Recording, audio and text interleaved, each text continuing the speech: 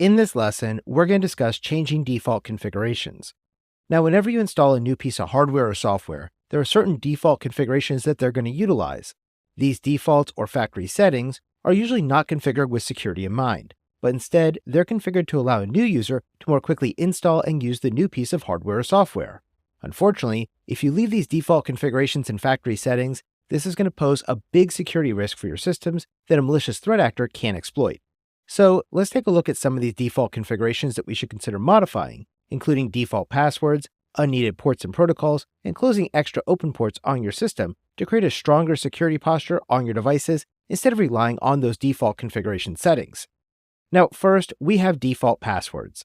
Default passwords or credentials are preset authentication details that are provided by manufacturers for initial access to a device or piece of software. For example, if you purchase a new small office, home office, wireless router and access point, it's going to come pre-configured with a default password so you can access the web-based configuration dashboard. Now, commonly used default passwords for devices like these often include usernames and password combinations like admin or administrator password, or admin for the username and blank for the password. Since these default passwords are published in the manual and in the manufacturer's online knowledge base articles, it is critical that you immediately change these default credentials when you power on and begin to set up the device to prevent unauthorized access to your network. If your system supports multi-factor authentication, you should also configure that inside of your administrative web-based configuration portal so that way it remains better protected. Now, if you can only use a username and password to secure that administrative dashboard, you should select a long, strong, unique, and complex password to provide the best level of protection possible. Remember, the longer and more complex the password that's being used, the harder it's going to be for a brute force tool to crack that administrative password. Additionally, your administrative password should also be rotated about once every 90 days to ensure your devices remain protected.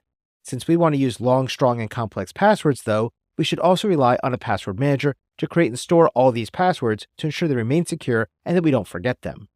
Second, you should disable any unneeded ports and protocols on your systems. Now, every device comes with a wide range of ports and protocols that are enabled, and many of these are not actually needed for your specific use case or your organization's operational needs. Remember, each active and open port is going to act as a potential opening for an attacker to gain access into your systems. So, you should always conduct a thorough audit of the ports and protocols being used, and you should disable any of them that you determine are unnecessary.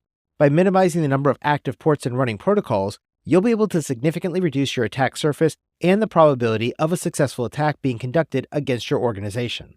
Also, if you see that a particular port or protocol is being used, like SMTP or HTTP, you can see that there's also a secure and encrypted version that might be available too. And in those cases, you should shift your services from the insecure version to the encrypted and more secure version.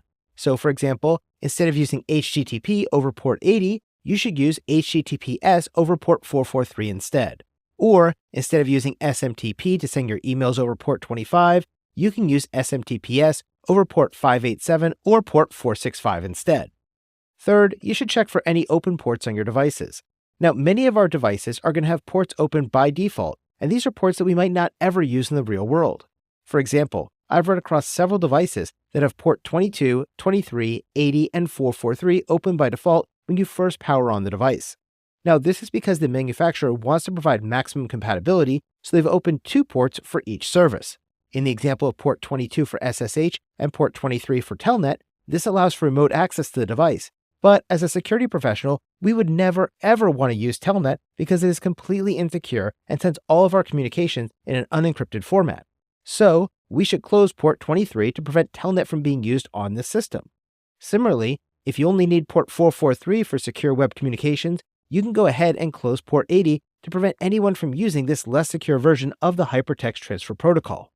So remember, whenever you install a new device or piece of software, you should take the time to change the default configurations, including the default passwords or credentials, understanding which ports and protocols are currently being used, and the closing of any excessive open ports on your device. By understanding that our devices usually come as a one-size-fits-all setup, we can now recognize that it's important to change our default configurations to meet our own unique needs and security posture. After all, the process of enhancing security doesn't necessarily demand high levels of technical expertise, and instead, simple actions like changing a password or closing a port can be our first and most formidable line of defense against a potential threat. Remember, being proactive is always better than being reactive, So you need to take these small steps to better protect your systems and the data they contain.